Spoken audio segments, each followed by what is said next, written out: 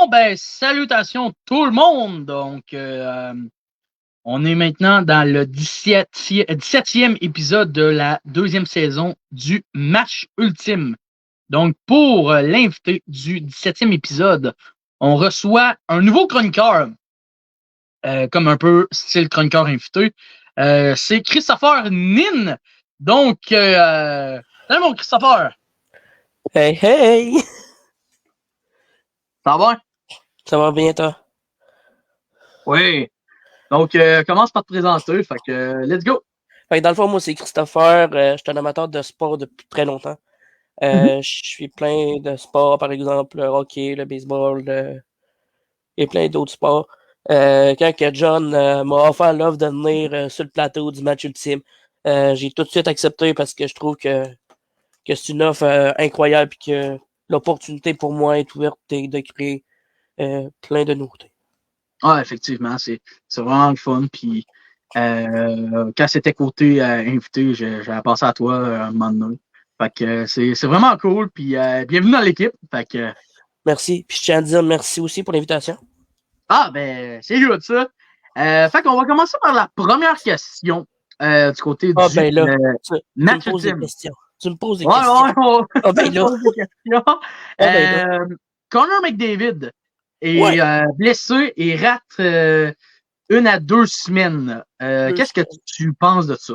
Qu'est-ce que je pense de ça? C'est que genre les Oilers, ils perdent un gros morceau du côté de leur équipe sur leur avantage, puis tout, sur leur ligne attaquante, sur leur meilleure ligne, et, par exemple avec. Il est-tu avec Hopkins, puis tout, Draisaitl? Il me semble que oui. Ouais, Draisaitl, il est là présentement, il joue Ouais. ce premier trio. Hein. Ouais, mais pour elle, Edmonton perd une grande pièce d'équipe, le capitaine, le meilleur joueur de trio, selon moi, le meilleur pointeur qui a fini premier pointeur avec les Oilers l'année passée. Puis selon moi, vraiment, les Oilers pour l'instant sont mal pris pour 2 semaines à cause de la blessure de McDavid. Mais j'ai ça a l'air que il y a de l'espoir pour Connor McDavid avec l'héritage classique, là, Calgary contre Edmonton, ça a l'air. Ouais, ben écoute, d'après ce que j'ai lu, c'est que peut-être qu'il va revenir d'ici pour l'héritage classique, mais ça reste à voir vraiment s'il revient en forme ou s'il revient pas à 100%. Mais toute chose, c'est qu'on va laisser le temps de se reposer puis de prendre ça relax pour lui avant de prendre les activités au hockey. OK. Au moins, moi, qu'est-ce que je pense? C'est sûr que c'est un gros morceau. Mais il y a une chance que c'est 1 à 2 semaines parce que si ça avait été plus longtemps que ça, là, les Oilers d'Edmonton auraient été dans la marde bien solide. Là, Ouais. parce que c'est un élément très important du côté de McDavid. Puis ça serait pareil pour les autres équipes. Là. Si, admettons, Pittsburgh avait perdu Crosby, ben là, c'est sûr que Pittsburgh, il y en aura arraché. Pareil pour le Colorado avec McCarr ou McKinnon. À 100%. À 100%. Ben, McKinnon, McCarr du côté du Colorado, il aurait perdu des gros morceaux, là, surtout à la défensive, s'ils auraient perdu McCarr. Mais si à l'attaque, Ben oui. McKinnon.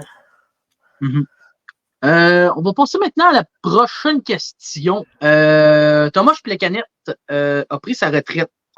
Ouais, il a pris sa retraite aujourd'hui. Qu'est-ce que j'en pense? J'ai 40 ans, on va s'entendre qu'il peut arriver plein de blessures au hockey à l'âge de rendu à 40 ans. Par exemple, on prend, je sais qu'on est hors sujet, mais par exemple, on prend l'exemple de Jaromir Jagr, lui, qui a continué à jouer au hockey, alors qu'il est âgé de 50 ans, qui est un peu plus vieux que Thomas Plekanec. Lui, il a encore un bon coup de patin. Plekanec aussi a encore un bon coup de patin. Mais comme qu'on a su aujourd'hui, en fait, il y a 2 heures, Plekanec a annoncé sa retraite. Dans le fond, Plekanec, oui, c'est un bon joueur de hockey. En attaque, il avait un bon coup de patin. Mais pour vrai, je suis déçu un petit peu que Plekanec ait pris sa retraite à l'âge de 40 ans. Il aurait pu continuer, selon moi, une saison de plus. Okay. Ah, c'est sûr que du côté de Plekanec, il était un élément important du côté de l'équipe. Il se débrouillait très bien, surtout avec le Canadien de Montréal. Avec le Canadien, même... 984 games, puis avec Toronto, 17 matchs. Okay. Ouais, c'est ça. Là. C'était pas le genre de joueur qui passait son temps à choquer tout le temps. Moi, je trouvais qu'il y avait quand même du cœur, Thomas Plekanec. C'était le même à grand cœur. Oh, il y avait vraiment un un grand cœur.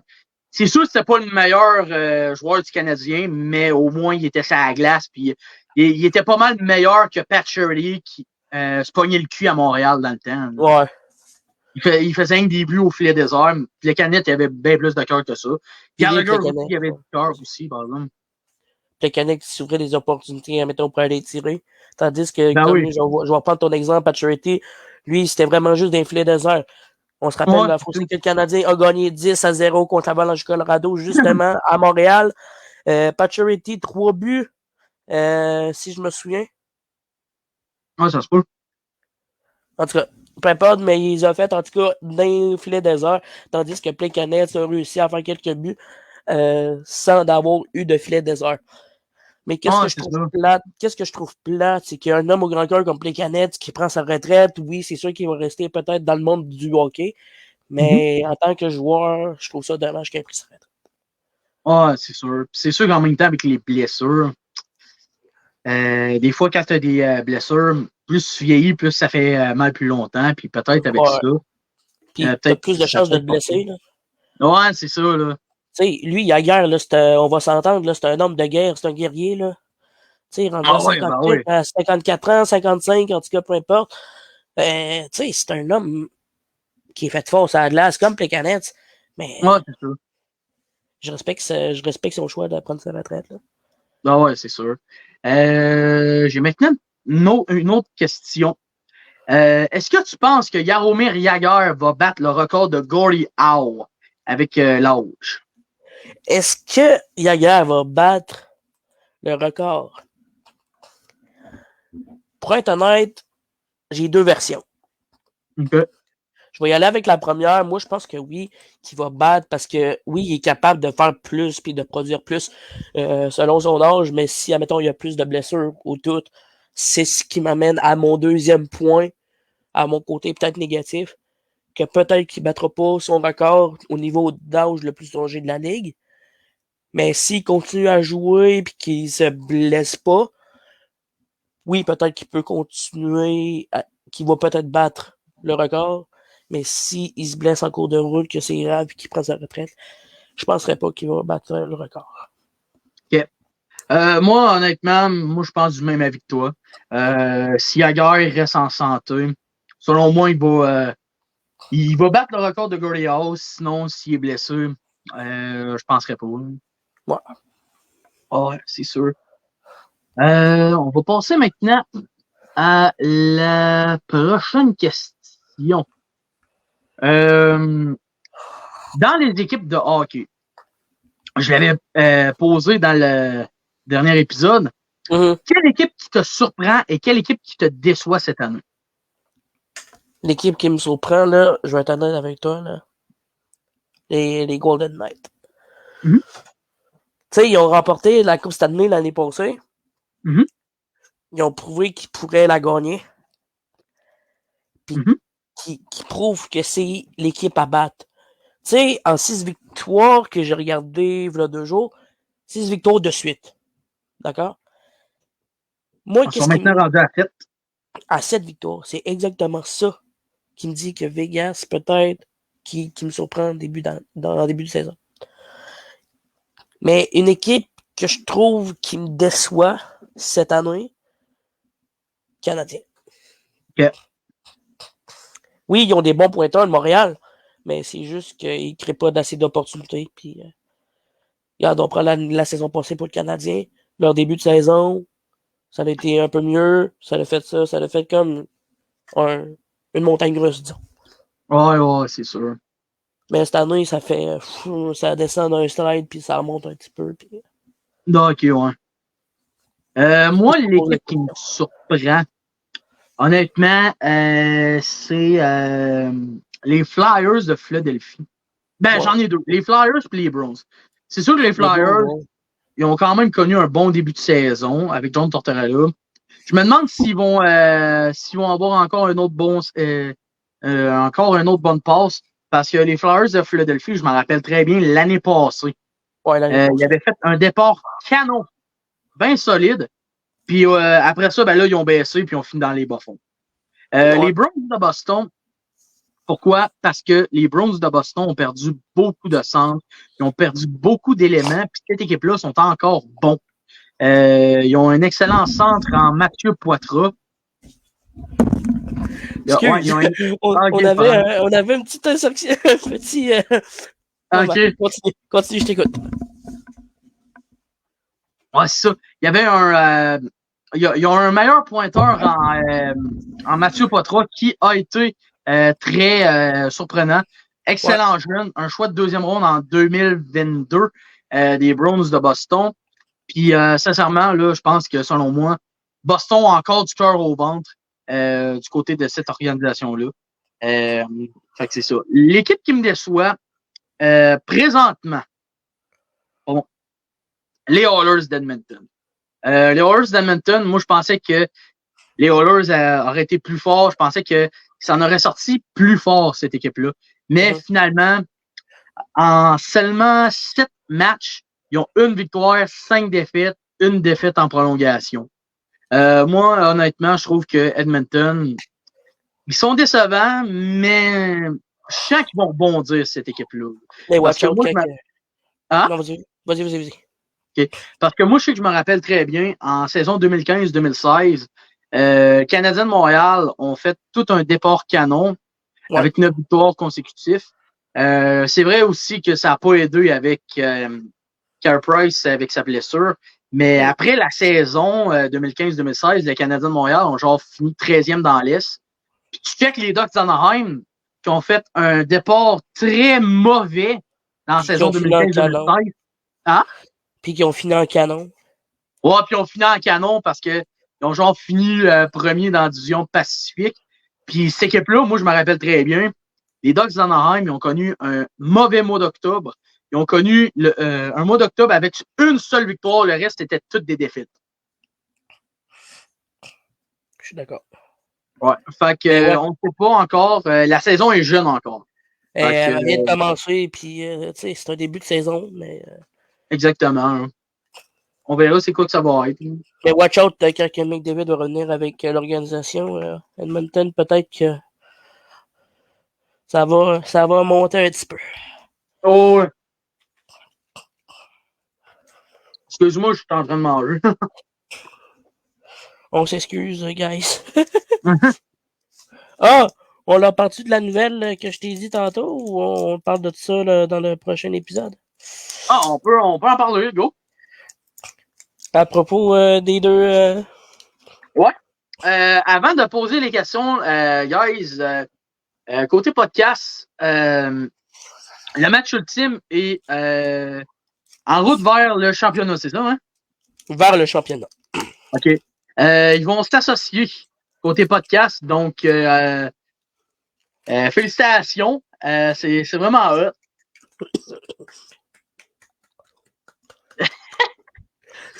OK, on va passer maintenant à la prochaine question. Next. Le trophée Calder, tu le donnes à qui? Et là. C'est comme si je te dis, c'est comme si tu me dirais à qui tu donnes le trophée de meilleur gardien de but. Pour vrai, mon choix il va être tough là, pour cette année. Là. Mm-hmm. Mais lui, que je trouve qui pourrait avoir le trophée ou qui pourrait le réavoir, là, on va aller jouer du côté des Ducks avec Trevor Zegras. Trevor Zegras, il n'a pas gagné. En 2022. Ah non, 2022, c'était un nominé.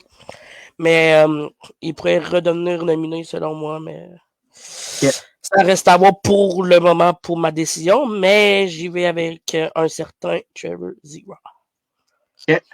Moi, je vais être honnête à le tour, je vais y aller avec Logan Cooley. Logan Cooley, ouais, très bon choix aussi. Ouais, il connaît toute une saison incroyable.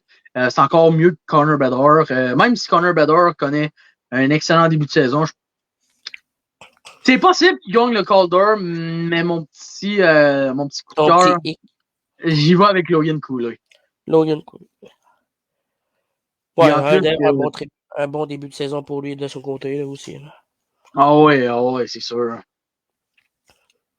On va passer maintenant à la prochaine question. Next. OK, on va parler maintenant des Golden Knights de Vegas. Est-ce que tu penses que les Golden Knights de Vegas vont répéter le titre du championnat en 2024?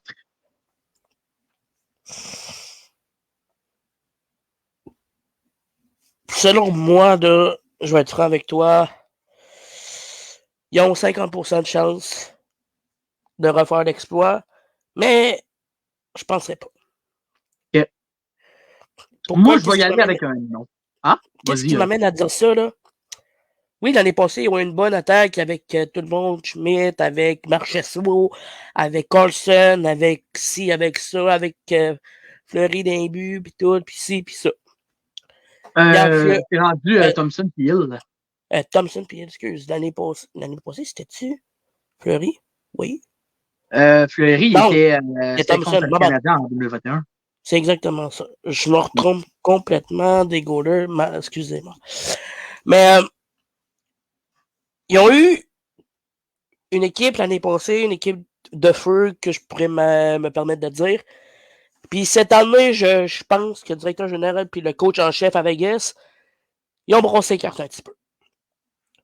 Okay. Ils ont échangé des joueurs que peut-être qu'il n'aurait pas fallu. Ils ont pris des joueurs qu'il a fallu, mais je ne penserais pas que Vegas aille chercher la coupe pour 2024. Okay. Moi, je vais y aller. Puis, je vais être bien franc avec toi, j'y vais avec non. Je pense pas que les Golden Knights de Vegas vont y aller pour un back-to-back. Ça me surprendrait qu'ils en feraient un autre back-to-back. Selon moi, je pense que les Golden Knights de Vegas vont faire tout un départ canon, mais comme j'ai dit tantôt, je pense que les Golden Knights, après les fêtes, ils vont manquer de gaz. Selon moi. Parce que quand tu connais des débuts de saison incroyables, des débuts de saison canon, attends-toi une chose que, puis que ça va bien au mois de novembre, attends-toi une chose que lorsque le mois de décembre puis le mois de janvier commence, attends-toi que là, tu vas commencer à avoir moins de gaz, puis là, tu vas commencer à perdre, puis ça va moins bien aller. Parce que moi, je me rappelle très bien, les Oilers avaient fait la même affaire. Ils avaient manqué de gaz pendant le milieu de la saison. Ils ont réussi à remonter avec leur sprint final. Moi, je pense que les Golden Knights, ils vont en arracher. Je ne sais pas s'ils vont faire les séries, parce qu'il y a des équipes de la division Pacifique qui peuvent être surprenantes. Je pense bien entendu peut-être aux Canucks de Vancouver qui pourraient débloquer puis faire les séries, selon moi. Les Oilers d'Edmonton qui pourraient rebondir. Los Angeles aussi. Sinon, Calgary. Calgary, ça serait peut-être une surprise. Là. Ah, ça serait une surprise. Ou Seattle. Mais à moins que Vegas fasse les séries, je ne penserais pas qu'ils vont avoir l'avantage sur la glace. Mais je vais y aller puis je vais dire non. Mais je pense que, même si je reste avec non, mais je pense que Vegas, ils vont essayer de faire un back-to-back. Ouais, c'est ça. Mais je pense qu'ils réussiront pas. Je penserais pas. Non, je penserais pas non plus. Ah, ça me surprendrait pour vrai. On va parler maintenant. OK. Je vais checker les questions sur NHL Actuality.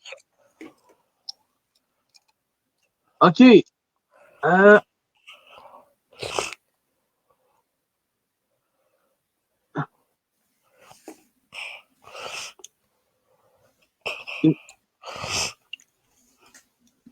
Prochaine question. OK, je l'ai. Shane Pinto a été suspendu 41 matchs pour son affaire de gambling. Qu'est-ce que tu en penses? Pour les paris sportifs, là, Shane Pinto, selon moi, sa suspension est un peu trop grande avec 41 matchs jusqu'à, exemple, je dis jusqu'à Noël, mais c'est pas ça. 41 matchs, c'est un peu beaucoup pour des paris sportifs, pour une suspension. Il aurait pu suspendre pour moins que ça pour du gambling parce que, selon moi, oui, il a peut-être joué avec le feu, mais sa suspension est un peu corsée. OK. Moi, je vais y aller. Shane Pinto, premièrement, je trouve ça ridicule ce qu'il a fait. La LNH aussi, je trouve ça ridicule. Shane Ridicule Pinto, des deux bords. ouais, c'est ça, c'est cave des deux bords. Shane Pinto, parier, faire du pariage en tant que joueur de hockey, ça se fait pas. Quand tu joues au hockey, t'es là pour gagner, t'es là pour tout te donner. Moi, je me rappelle très bien aussi, Evander Kane a fait ça avec les Sharks de San Jose. Il a parié contre son équipe. Puis, qu'est-ce qui s'est passé? C'est que il s'est fait mettre dehors des Sharks de San Jose. Heureusement qu'il a signé une équipe. Puis je pense que selon moi, c'est présentement sa dernière chance. Mais du côté de Shane Pinto, tu paries pas, tu fais pas du pariage quand tu es un joueur de hockey, surtout en faisant ça. Côté Ligue nationale de hockey, 41 matchs. Pour du pariage, c'est un peu en tabarnak, là. Parce que honnêtement, c'est ben trop. Parce que tu checkes ça, il y a des joueurs qui ont fait pire, des actes pires que Shane Pinto, comme on pense à Todd Bertuzzi qui a fait une mise en échec, qui a donné un coup de poing en arrière de Steve Moore. Il a été suspendu 21 matchs. Il est obligé de s'excuser juste parce qu'il a défendu Naslund puis s'est en revengé. Après ça, je pense que Nate Schmid il avait été suspendu 20 matchs pour de la coke, je pense, quelque chose de même. 25.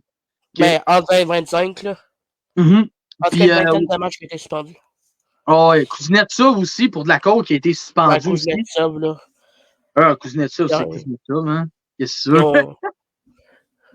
On change pas un joueur du jour à l'autre, hein. Ouais, c'est ça. Mais pour du pariage, 41 matchs de suspension, je trouve ça ridicule puis je trouve ça cave. Il aurait pu, je sais pas moi, suspendre moins de matchs, mais pas 41. Là. Pas la moitié de la saison pour du pariage. C'est cave. Exact. Ben, solide, hein. Tu sais, la LNH aurait pu renverser une décision de le suspendre toute la saison, mais il voulait le laisser jouer un petit peu. Ah, c'est sûr.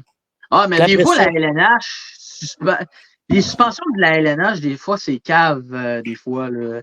La réhabilitation après. Hein? La réhabilitation après du joueur, il va falloir qu'il patine solide pour prouver qu'il peut jouer pour le reste de la saison, même s'il est suspendu 41 matchs. Ouais, exactement. Là. C'est... OK, j'ai vu ça passer. Frank Vatrano, qui a marqué un tour de chapeau contre les Ducks. Contre les Flyers de Philadelphie, excuse-moi. Puis, il a donné la victoire aux Ducks d'Anaheim. Qu'est-ce que tu en penses là-dessus? Ça j'ai écouté le match un petit peu, la première puis la deuxième. Pour vrai, il a sorti un lapin de son chapeau. Mm-hmm. Ses 3 buts étaient magnifiques. Mais j'ai un point négatif. OK. Qui a donné la victoire aux Flyers, aux Ducks, excuse. Tu sais, oui, c'est bien beau qu'il fasse un tour de chapeau pis tout, là, mais ça glace. Ça joue en ballerine, selon moi, là. Mais son offensive est bonne quand même, puis 3 buts assez bons. Mais j'ai pas d'autres commentaires à ajouter à propos de la victoire des Ducks. Ouais, ça. Ben écoute, c'est sûr que, à mon avis, à moi, c'est bien qu'il ait fait un tour de chapeau. Mais honnêtement, pour un joueur de profondeur, c'est incroyable de faire un tour de chapeau, mais c'est pas lui qui va amener les Ducks à la gloire. Là. Non. Non. C'est pas lui qui va amener les Ducks au Party non plus. Non. Ça me surprendrait, en tout cas. Ça me surprendrait bien gros. OK, on va passer maintenant à la prochaine question. Attends un peu, ça sera pas long. Ça sera pas long.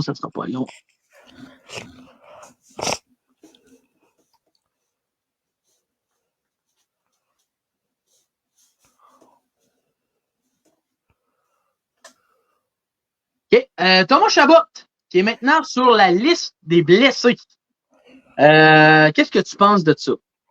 Qu'est-ce que je pense de ça, c'est que Ottawa, là, pour être honnête, là, ils perdent un bon défenseur.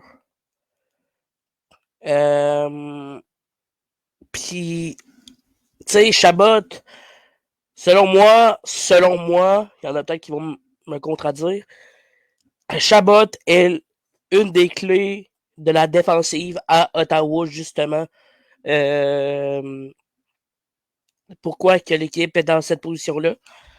Chabot, c'est un bon leader dans la chambre, c'est un bon leader sur la glace. Tu sais, Chabot blessé. C'est-tu 2 semaines qui rentrent d'après ce que j'ai lu? T'as peu. Je sais qu'il est sur la liste des blessures, je vais te dire ça. Mais ça, c'est 2 semaines. Hein? À long terme, t'as peu. En raison d'une fracture à la main qui tiendra à l'écart du jeu. 4 à 6 semaines. 4 à 6 semaines. Donc, comme que ils vont j'ai être privés dit, de Thomas Chabot pendant 1 mois. Comme que j'ai dit, Chabot, c'est une des clés à la défensive chez les Sénateurs. Puis selon moi, c'est un des défenseurs qui mérite de jouer le plus à Ottawa, selon moi. Parce que oui, comme que j'ai dit, son esprit sportif, c'est à glace, en dehors de la glace. C'est excellent. J'ai eu la chance de rencontrer Chabot, justement, à un moment donné, poser des questions à propos de son jeu à Ottawa. Puis il me dit qu'il joue bien en ce moment. Ça va manquer une pièce à Ottawa au niveau de la défensive. Okay. Ben, moi, qu'est-ce que je pense, c'est sûr que ça va être une grosse perte du côté des Sénateurs d'Ottawa. D'après ce que j'ai su, c'est que ça a l'air qu'ils ont été chercher du renfort de Belleville, le club école des Sénateurs. Mm-hmm. Je ne sais pas c'est quoi que ça va donner, mais les Sens, ils ont perdu un gros morceau en Thomas Chabot pendant 1 mois environ.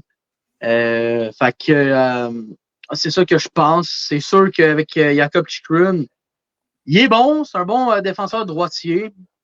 Il peut peut-être aider, mais ça sera pas comme Thomas Chabot. Non. Non. Puis si je reviens sur le cas de Chychrun, en tout cas, Jacob. Tu sais, oui, c'est un bon défenseur à Ottawa, mais écoute, c'est pas le même joueur, même pas le même calibre que Thomas Chabot. Là. Fait que, selon moi, Ottawa sont mal pris pour 1 mois et demi. Ouais. Puis en plus que Ottawa sont dans l'eau chaude parce que ce que je veux dire par là, par l'eau chaude, c'est parce que les Sénateurs d'Ottawa, faut qu'ils fassent les séries cette année.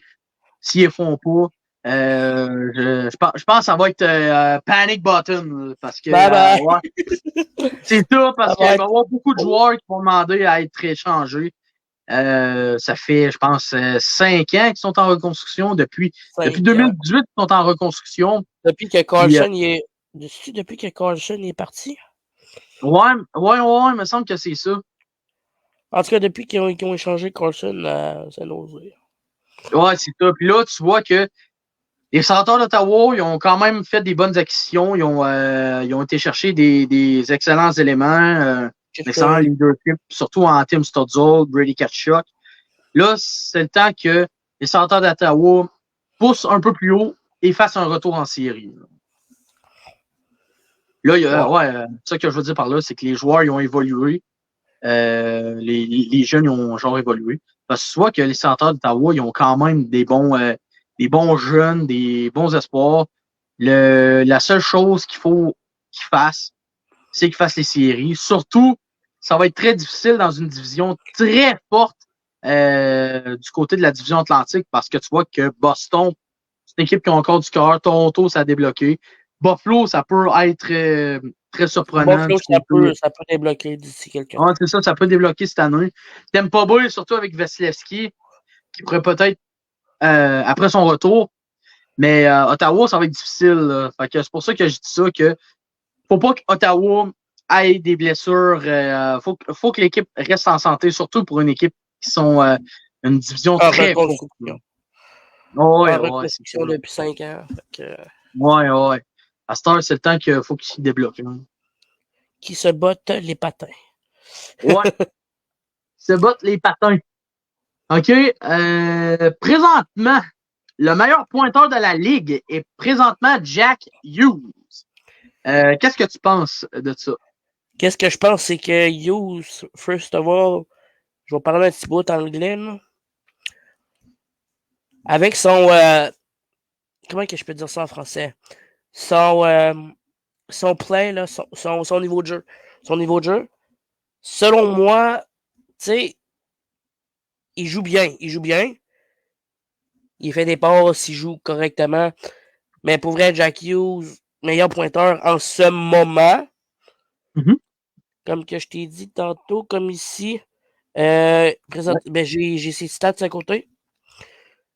En 7 parties jouées, 5 buts, 13 mentions d'assistance pour 18 points. Tu sais, pour un jeune de 22 ans, là, c'est quand même bon là, pour un début de saison. Puis à New Jersey, c'est quand même bon aussi pour les Devils qui vont amener à la victoire. Puis c'est quand même un bon attaquant selon moi. Là. Puis il mérite sa place au premier rang des pointeurs. Ouais. C'est sûr que présentement, Jack Hughes, c'est devenu le joueur qui est supposé d'être. Là. Parce que tu checkes ça, Jack Hughes, là, ça lui a pris du temps à s'adapter quand il a commencé dans la Ligue nationale de hockey, quand il était jeune. Il y avait des gens qui pensaient que c'était un flop tout de suite. Même moi-même, je me suis dit, Jack Hughes est quand même décevant pour un first pick. Mais là, tu vois que il s'est réveillé là, depuis même dans la deuxième saison, dans la saison 2020-2021.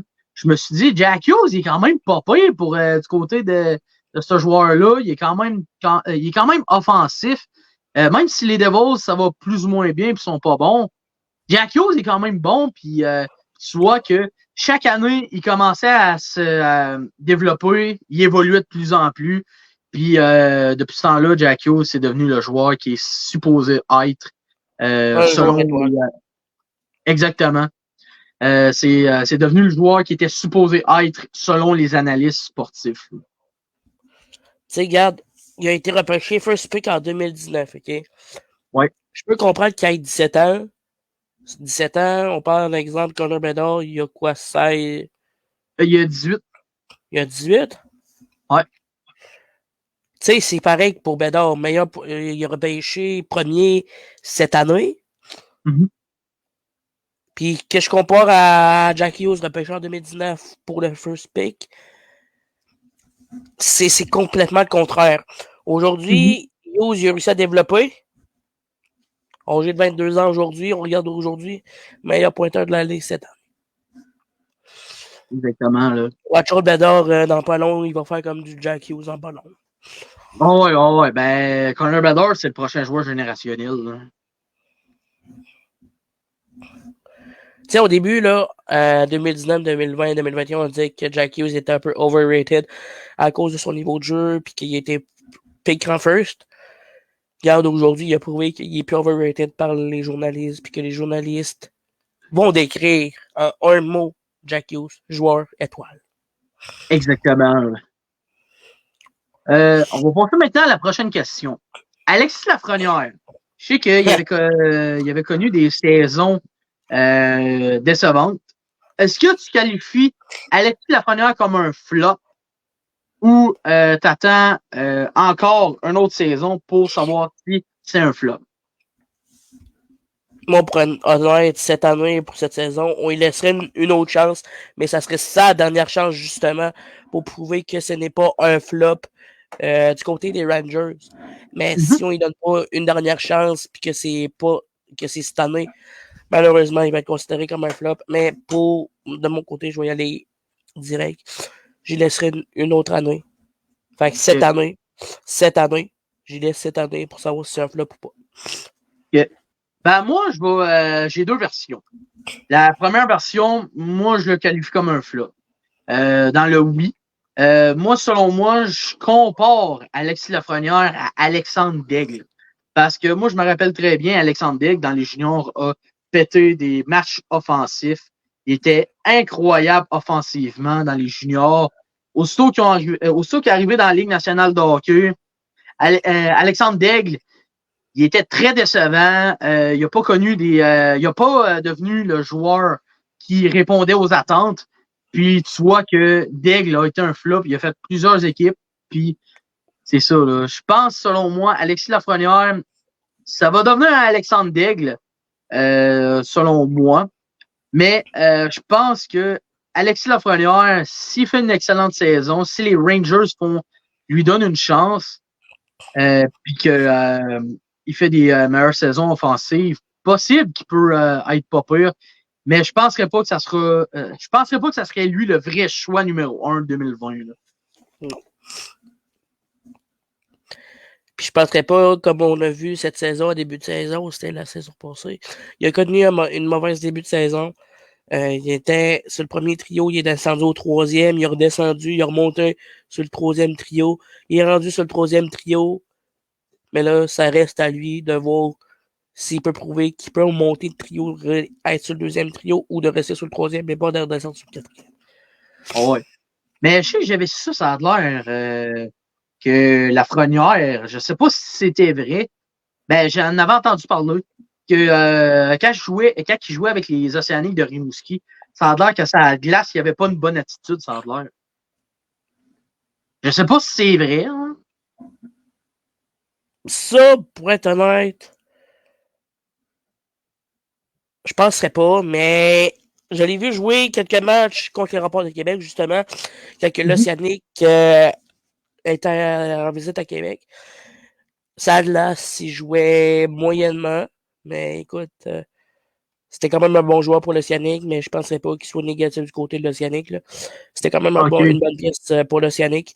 Fait que j'irai avec qu'est-ce que j'ai dit présentement. OK. On va parler maintenant. Un petit peu, ça sera pas long. La prochaine question. Eric Halla fait la différence pendant que Nico Hischier est blessé. Qu'est-ce que tu penses de ça? De Eric Halla, pour vrai, si il est capable, il va être capable. Tu sais, un joueur comme lui, il est âgé de 31-32. Ça se peut. Un joueur de même, là, il est capable de pousser plus que ce qu'il fait en ce moment. Tu sais, il pourrait battre, il pourrait faire le travail que Nico Hischier il a perdu, puis qu'il pourrait ramener ça pour les Devils pendant qu'Hischier est blessé. Mais selon moi, Eric Halla, ça va faire un moyen coup. OK. Moi, je pense que ça, il avait fait la différence dans le match. Moi, je pense que Eric Halla, s'il se débrouille bien pendant qu'Hischier est blessé, OK. Mais moi, il y a une situation qui m'inquiète du côté des Devils du New Jersey, c'est que si Halla connaît des saisons offensives et qu'il débloque de plus en plus, ça va être dur quand il va signer comme contrat avec en tant qu'agent libre. Je ne sais pas c'est quand il tombe agent libre, mais c'est sûr que ça va coûter cher du côté des Devils du New Jersey si il connaît des stats. C'est sûr que en même temps, du côté des Devils du New Jersey, ça aide ça aide les Devils à monter puis à avoir des victoires pendant que Hischier est blessé, hein, c'est sûr. Hein. Il y a deux côtés de la médaille. Hein.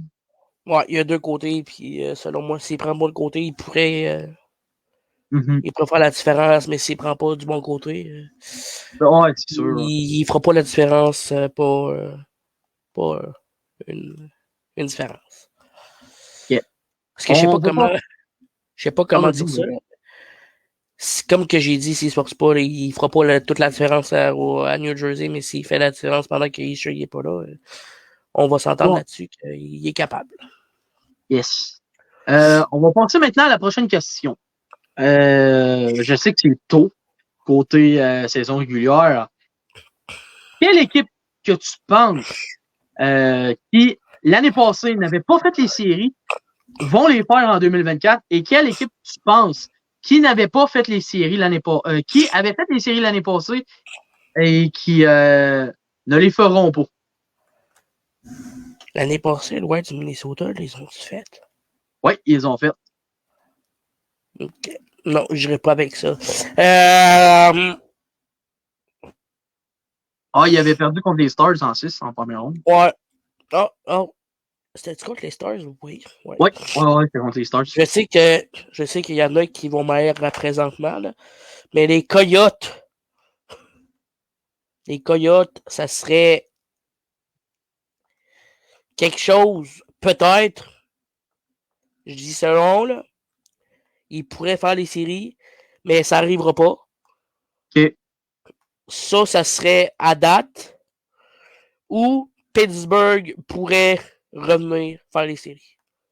OK. Puis une équipe qui ne fera pas les séries cette année, selon moi, les Stars. Les Stars, OK.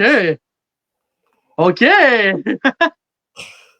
Mais écoute, ça reste, c'est mon opinion. OK. Moi, une équipe qui n'avait pas fait les séries l'année passée, qui, selon moi, vont les faire.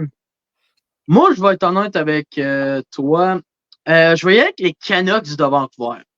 L'année passée, les Canucks de Vancouver avaient fait un mauvais début de saison. Il avait fait un début de saison overrated. Il n'était pas capable d'en gagner un match. Il se faisait tout le temps remonter, surtout avec les. Il se donnait tout le temps de l'avance. Il se faisait tout le temps remonter. Il perdait le match. Du côté des Canucks de Vancouver, moi, je pense que cette année, ça pourrait débloquer. V'là 2 ans, je me rappelle très bien que quand il avait fait un changement de coach, le club allait bien. Mais là, je pense que du côté de Vancouver, selon moi, ils vont bounce back puis ils vont faire un retour en série, selon moi. Une équipe qui avait fait les séries l'année passée, qui ne les feront pas. Je vais y aller avec les Jets de Winnipeg. Ouais, Winnipeg. Ça, c'était mon deuxième choix. Pourquoi? Parce que je pense que les Jets de Winnipeg, c'est une équipe qui manque de cœur. Selon moi, c'est une équipe qui sont overrated. Les Jets sont overrated. On parlait d'une reconstruction. Moi, je sens que du côté des Jets de Winnipeg, la chimie marche pas. Puis ça fait beaucoup de fois que l'équipe, la chimie marche plus ou moins, ça marche moyen. Je me rappelle très bien que les Jets de Winnipeg avaient été deuxième à repêcher en 2016. Ils ont repêché Patrick Laine. On pensait que du côté de Patrick Laine, ça aurait débloqué du côté des Jets. Il a connu des excellentes saisons, mais à sa 3e saison, depuis ce temps-là, ça flop. Surtout Fortnite. Là. Ils ont décidé de l'échanger pour Pierre-Luc Dubois. Ils l'ont échangé pour Pierre-Luc Dubois. Pierre-Luc Dubois voulait partir des Jets parce qu'il était plus capable avec les Jets, je sais pas. Là. Mais les Jets, c'est une équipe qui manque de cœur. Puis faudrait avoir des joueurs qui ont du cœur pour cette équipe-là.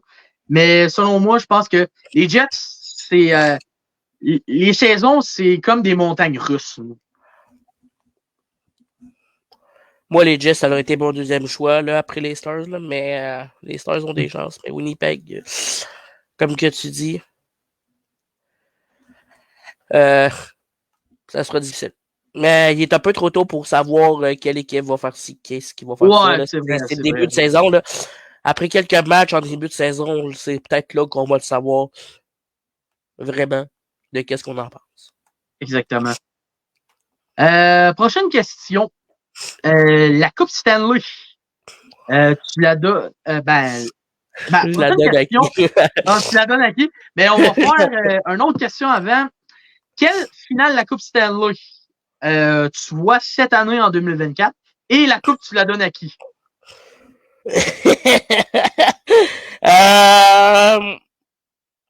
Hey, attends, une série que je vois ou la série de la finale de la Coupe? La finale de la Coupe. C'est une bonne question. Une bonne question. Montréal pourrait, ils vont gagner la Coupe, mais au golf. C'est bon. Écoute, non, mais pour vrai,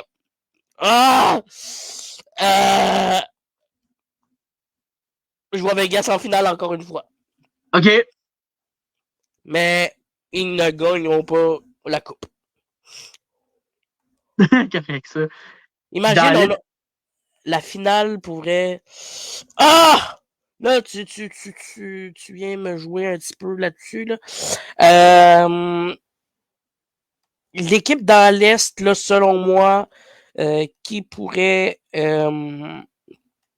aller à la coupe, j'aimerais ça voir une finale Vegas-Boston. OK. J'aimerais ça voir une finale Vegas-Boston. Mm-hmm. Puis que Boston remporte leur Coupe Stanley pour faire hommage à Patrice Bergeron, leur ancien capitaine, qui est présentement Brad Marchand est. Mais Boston, Vegas, ça serait mon choix. OK. Moi, je vais être honnête avec toi. Ma finale à la Coupe Stanley que je vais prédire en 2024, je sais que présentement, dans l'Est, je vais y aller avec les Rangers de New York. Dans l'Ouest, je sais que présentement, ils sont dans le bas fond du classement. Attends, j'ouvre mes oreilles, il sera pas long, vas-y. Dans l'Ouest, je sais qu'ils sont dans le bas fond du classement. Selon moi, on va rebondir. Les Oilers d'Edmonton. Moi, j'ai été. Même si les Oilers d'Edmonton, ils n'ont pas gagné. Ils ont juste gagné une victoire au mois d'octobre. Moi, je pense que selon moi, ça va rebondir. Je vais avec Edmonton, New York, le gagnant de la Coupe. Je vais y aller avec Edmonton. Mesdames et messieurs, veuillez accueillir vos gagnants de la Coupe Stanley 2024, Connor McDavid et ses Oilers d'Edmonton.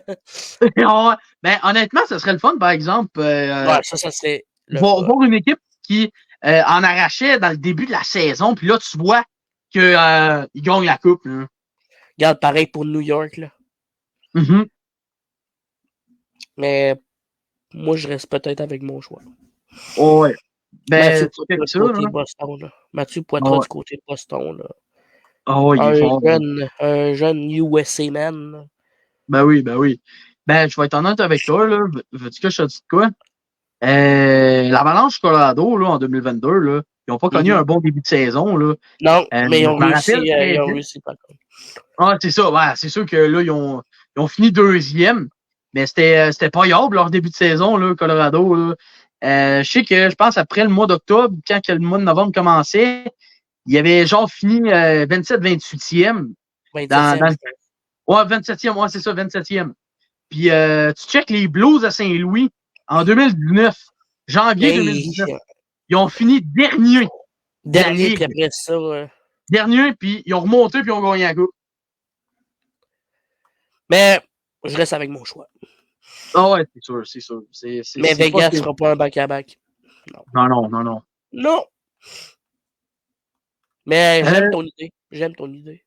Ben oui, ça serait le fun en tabarnage, par exemple. Surtout une équipe canadienne, là, gagner la coupe. Là. Une équipe canadienne gagner la coupe. Ça fait longtemps, ça.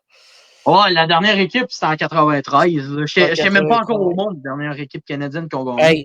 Hey, 93, j'étais comme ça. J'étais encore dans le bidon. Là. Ah, moi tout, là.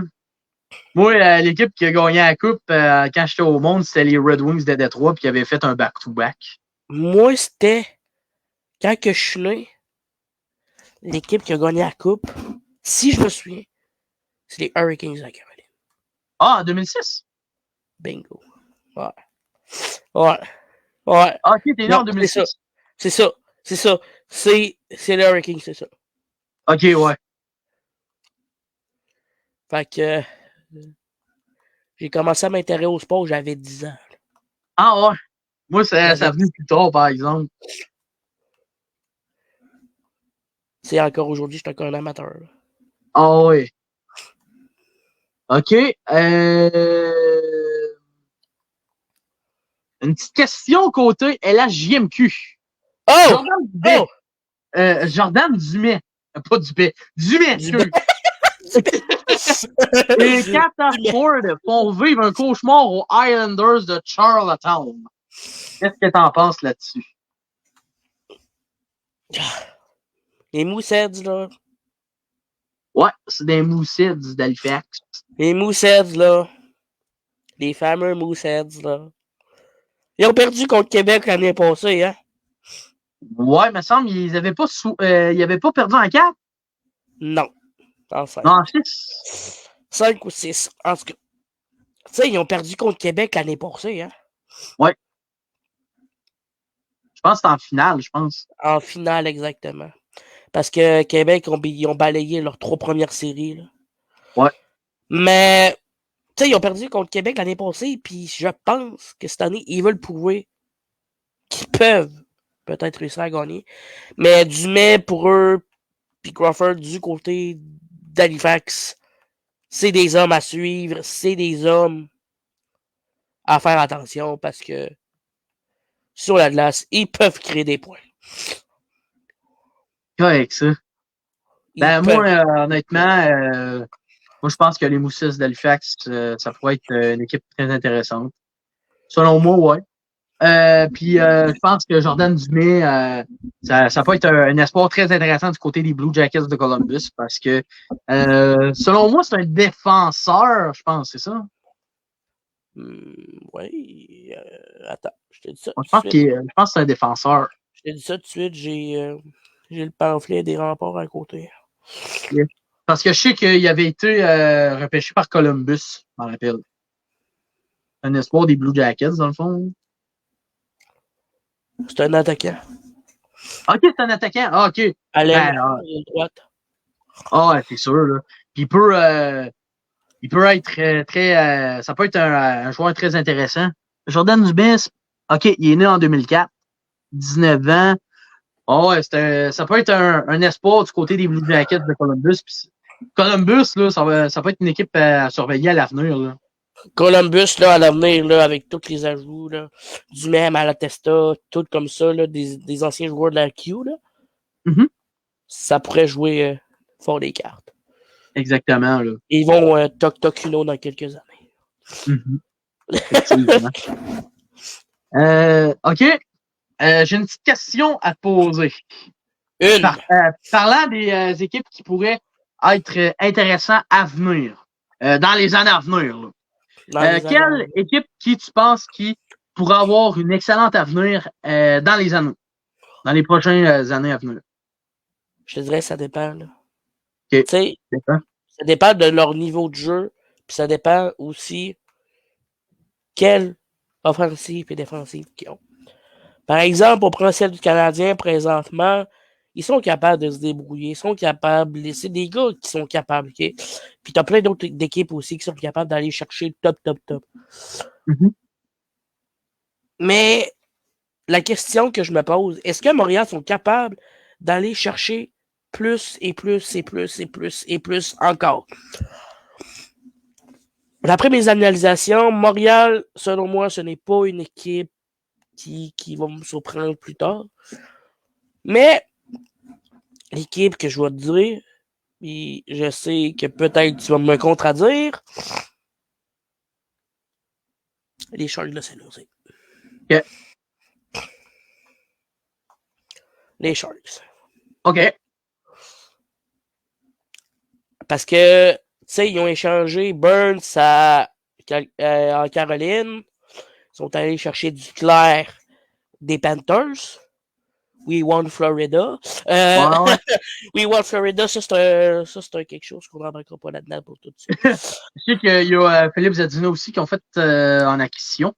Exactement, mais moi je pense que dans le futur, ils vont aller chercher des joueurs autonomes et des joueurs un petit peu plus au niveau de leur cote. Fait que dans quelques années, les Sharks de San Jose, selon moi, ils vont me surprendre. Okay. Ben, moi, je vais être honnête avec toi concernant les Sharks de San Jose. Là. Il y a un joueur que je verrais bien avec les Sharks de San Jose. Puis si il y aurait une bonne chance de se développer, Alexis Lafrenière. Alexis Lafrenière, ouais. Ouais, je le verrais avec les Sharks, par exemple. Moi, je comprends pas pourquoi est-ce que les Rangers... Ben, c'est sûr que les Rangers l'ont signé 2 ans pour lui donner une chance pour voir s'il est capable. Mais sincèrement, j'irais chercher Alexis Lafrenière aux Sharks de San Jose. Juste pour voir comment il joue. Parce que les Sharks de San Jose, c'est une équipe qui sont en reconstruction, sont en train de chercher des joueurs de prospects bon. parce que c'était une équipe qui était censée être fort pendant des années. Puis là, ça a comme genre floppé. Fait que je dirais pas non pour Alexis Lafrenière à San Jose. Mais San Jose, ça pourrait peut-être être pas pire, par exemple, d'ici les années à venir. Là, ça peut être des. Regarde, avec l'ajout d'Anthony Duclair et puis tout comme ça, Zadina puis tout, là. Je pense qu'ils ont des chances d'ici quelques années de jouer dans le gros lot. Ben, moi, je vais être honnête avec toi. Une équipe qui pourrait peut-être être forte d'ici les années à venir, j'en ai beaucoup. J'en ai vraiment beaucoup. Ouais, moi Mais, aussi, je l'ai beaucoup, je peux pas toutes les nommer. je vais en nommer un au hasard. Puis, je vais y aller avec les Red Wings.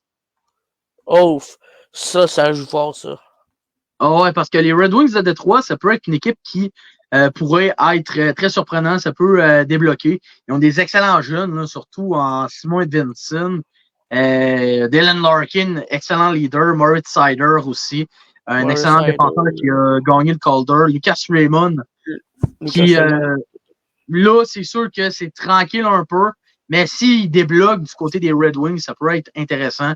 Il y a un excellent gardien de but en Ville Husso. Sinon, leur goaler jeune, je pense qu'ils ont repêché. Je pense que c'est Cossa. Ça peut être intéressant. Détroit, ça peut être intéressant là, à l'avenir. Là. Tout à fait. Effectivement. Là. Bon, je vais checker s'il y a d'autres questions. Si c'est ma dernière question. La prochaine question va être ma dernière. OK. Moi, j'ai une côté la GMQ. Là. OK. Zach Kassian.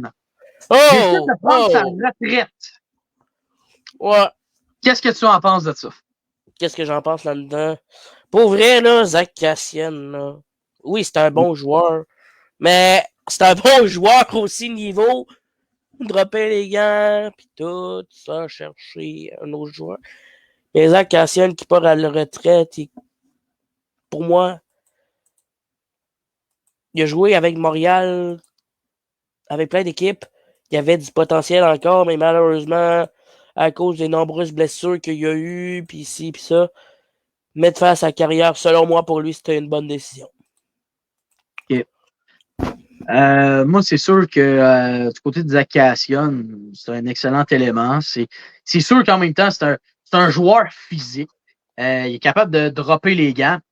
Mais selon moi, je trouve que prendre sa retraite à son âge, je trouve que c'est un peu tôt.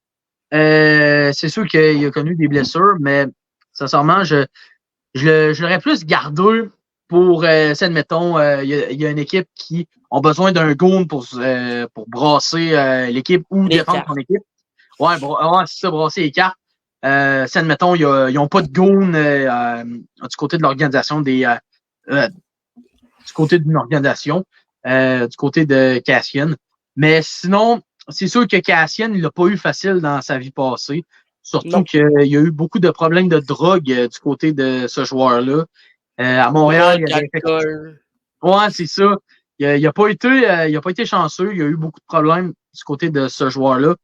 Fait que selon moi, je pense que c'était plate pour Zach Kassian. Il aurait pu jouer quelques matchs. Encore, mais. Ouais, c'est ça. Mais après, juste c'est en début de saison, là. Ouais, c'est sûr. Comme tu dis, qu'il aurait pu jouer encore quelques matchs, là, tu sais. Ouais, parce que ça fait 12 saisons qu'il a joué. Fait que selon moi, j'aurais du côté de Cassian, j'aurais peut-être laissé quelques saisons pour lui. Mais c'est sûr que s'il a connu des blessures, c'est peut-être une bonne décision aussi. Hein. Selon moi, il a bien fait ça, de prendre sa retraite tout de suite, puis de se concentrer sur d'autres choses dans son futur, puis d'en prendre sa vie en main. Ouais. T'avais une question côté LHJMQ, hein? Ouais! L'année passée, les Remparts de Québec ont remporté la Coupe du Président, qui est devenue la Coupe Courteau. Puis, Ouais, la Gilles coupe, Courteau, ouais, Gilles Courteau. puis la coupe mémoriale. Qui, selon toi, en 2024, va remporter la coupe Gilles Courteau? C'est drôle, hein? Je pensais poser cette question-là, mais je vais être honnête avec toi, je suis pas ben la LHJMQ. Peut-être que tu peux me contredire, mais je vais y aller avec les Moussesses d'Halifax. Je te contredis pas, mon cher, je te l'avoue. Parce que les Moussesses, ils ont des choses à prouver. Puis selon moi, Ils veulent Halifax, revenir de l'arrière. ouais, revenir de l'arrière.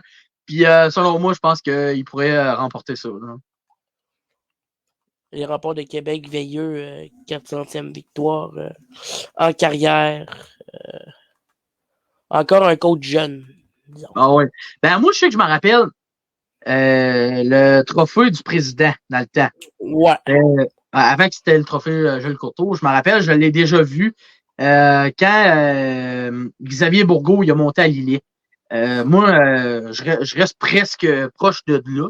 Je travaille même à Lillet, dans le fond. Puis honnêtement, c'était avant que je travaillais à Lillet. Puis je me rappelle très bien que du côté de Bourgault, j'ai vu Xavier Bourgault. Je l'ai vu en personne, j'ai été posé avec. Même aussi, je l'avais eu comme photo de profil. Je sais pas si tu l'avais déjà vu. Oui, tu me l'as déjà montré, ouais. Ouais, je pense que ouais. Puis je sais que j'avais été posé avec le trophée du président. Fait que honnêtement, c'est vraiment une belle expérience. Hein. C'est hot. Moi, le trophée là, que je me suis posé avec, c'est la Coupe mémoriale. Ah ouais? Ouais. Elle est venue au centre Vidéotron. Puis, Ok, ouais, c'est vrai. Ben, quand ils sont venus à QC, là, pour fêter. Ouais, là, Québec, ouais. je me suis fait poser avec les deux coupes, puis c'était bien le fun.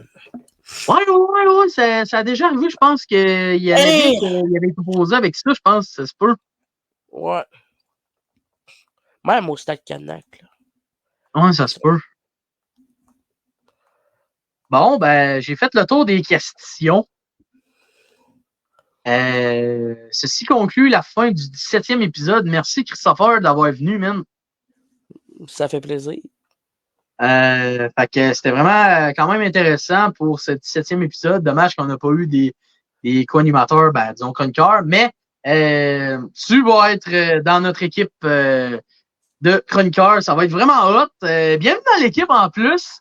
En plus qu'on a un petit plus. On a un petit plus. On a une association podcast, le match ultime en route vers le championnat. En plus que j'avais idée d'un gars qui saurait starter un podcast. Donc, c'est vraiment le fun. C'est très intéressant. Fait que c'est vraiment cool. Fait que sur ce, ciao!